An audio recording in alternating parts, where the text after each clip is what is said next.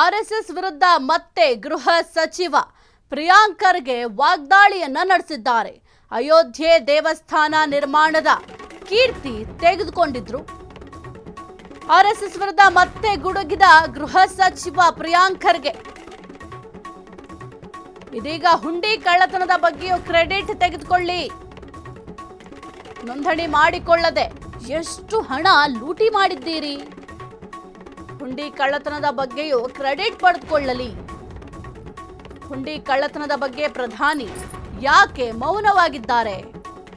ಇದಕ್ಕೆ ಸಂಬಂಧಿಸಿದಂತೆ ಮುಕ್ತ ಸುದ್ದಿಗೋಷ್ಠಿ ಮಾಡಲಿ. ಬೆಂಗಳೂರಿನಲ್ಲಿ ಗೃಹ ಸಚಿವ ಪ್ರಿಯಾಂಕ್ ಖರ್ಗೆ ಅವರು ರಿಯಾಕ್ಟ್ ಅನ್ನ ಮಾಡಿದ್ದಾರೆ. ಇನ್ನು ಅಯೋಧ್ಯೆ ದೇವಸ್ಥಾನ ನಿರ್ಮಾಣದ ಕೀರ್ತಿಯನ್ನ ತೆಗೆದುಕೊಂಡಿದ್ರಿ, ಇದೀಗ ಹುಂಡಿ ಕಳ್ಳತನ ಆಗಿದೆ, ಈ ಒಂದು ಕಳ್ಳತನದ ಬಗ್ಗೆಯೂ ಕೂಡ ನೀವೇ ಕ್ರೆಡಿಟ್ ಅನ್ನ ತೆಗೆದುಕೊಳ್ಳಿ ಅಂತ ಇನ್ನು ವ್ಯಂಗ್ಯವಾಗಿ ಮಾತನಾಡಿದ್ದಾರೆ. ಹಾಗಾದ್ರೆ ಏನ್ ಮಾತನಾಡಿದ್ದಾರೆ ಗೃಹ ಸಚಿವರು ನೋಡೋಣ. RSS ಅವ್ರು ಏನೇನು ಮಾಡ್ತಾರೆ ಮಾಡ್ಕೊಳ್ಳಿ, ಅದಕ್ಕೇನು ತೊಂದರೆ ಇಲ್ಲ. ನಾವೇನು ಹೇಳ್ತಾ ಇರೋದು ಟ್ರಾನ್ಸ್ಪರೆನ್ಸಿ ತಗೊಂಡು ಬನ್ನಿ. ನೀವು ಎಲ್ಲದಕ್ಕೂ ಕ್ರೆಡಿಟ್ ತಗೊಂಡ್ರಲ್ಲ, ಸುಪ್ರೀಂ ಕೋರ್ಟ್ ಆದೇಶಕ್ಕೆ ಕ್ರೆಡಿಟ್ ತಗೊಂಡ್ರಿ, ಶಂಕುಸ್ಥಾಪನೆ ಕ್ರೆಡಿಟ್ ತಗೊಂಡ್ರಿ, ಪ್ರಾಣ ಪ್ರತಿಷ್ಠಾಪನೆ ಕ್ರೆಡಿಟ್ ತಗೊಂಡ್ರಿ, ನೀವು ಧ್ವಜಾರೋಹಣಗೆ ಕ್ರೆಡಿಟ್ ತಗೊಂಡ್ರಿ, ಕಳ್ತನಕ್ಕೂ ಕ್ರೆಡಿಟ್ ತಗೊಳ್ಳಿ. ನಿಮ್ಮವರೇ ಅಲ್ವಾ ಇದ್ದಿದ್ದಲ್ಲಿ.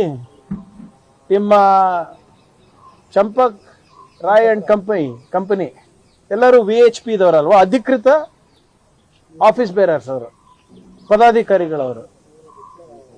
VHP ಹುಟ್ಟಾಕಿದ್ ಯಾರು? ಗೋವಲ್ಕರ್ ಅವರು. ಗೋವಲ್ಕರ್ ಅವ್ರು ಯಾರು? ನಿಮ್ಮ ಲೀಡ್ರೇ ಅಲ್ವಾ, RSS ಲೀಡ್ರೇ ಅಲ್ವಾ. Take credit for this also. ಬಹಿರಂಗವಾಗಿ ಬಂದು ಸುಮ್ಮನೆ ನಿಮ್ಮ ಯಾವುದೋ ಒಂದು ಚಾನೆಲ್ನಲ್ಲಿ ಹೇಳ್ಬಿಟ್ಟು ಸೋಷಿಯಲ್ ಮೀಡಿಯಾನಲ್ಲಿ ಬಿಡೋದಲ್ಲ. ಏನಾಗಿದೆ, ಹೇಗಾಗಿದೆ, ನಿಮಗೆ ಎಷ್ಟು ಪಾಲು ಬಂದಿದೆ, ಬೇರೆಯವರಿಗೆ ಎಷ್ಟು ಕೊಟ್ಟಿದ್ದೀರಾ, ಭಕ್ತಾದಿಗಳಿಗೇನು ನೋವಾಗಿದೆ, ಅದನ್ನು ಹೇಗೆ ನಿವಾರಣೆ ಮಾಡ್ತೀರಾ ಹೇಳಬೇಕಲ್ಲ. ಎಲ್ಲದಕ್ಕೂ ಕ್ರೆಡಿಟ್ ತಗೊಂಡವರು ಕಳ್ತನ ಆದಾಗ ಯಾಕೆ ಸುಮ್ಮನಿದ್ದೀರಾ? ಅವರು ಏನಾದರೂ ಮಾಡ್ಕೊಳ್ಳಿ resolution, that is none of my business. ಅವ್ರು ಖಾಸಗಿಯಾಗಿ ಮಾಡ್ಕೊತಾ ಇದ್ದಾರೆ, ನನ್ ಆಫ್ ಮೈ ಬಿಸ್ನೆಸ್. ಆದರೆ ಪಬ್ಲಿಕ್ಲಿ ಯು ಅಕ್ನಾಲೇಜ್ಡ್ ನಿಮ್ಮಿಂದ ಆಗಿರೋದು ಅಂತ ನೀವು ಹೇಳಿದ್ರಲ್ಲ, ಇದ್ರ ಬಗ್ಗೆನೂ ಸ್ಪಷ್ಟೀಕರಣ ಕೊಡಿ. ಯಾರ್ಯಾರು ಎಷ್ಟು ತಿಂದಿದ್ದೀರಾ ಅಂತ. ಏನು ಗ್ಯಾರಂಟಿ ಸರ್ ಇವ್ರಿಗೆ ಡೊನೇಷನ್ ಹೋಗಿಲ್ಲ ಅಂತ?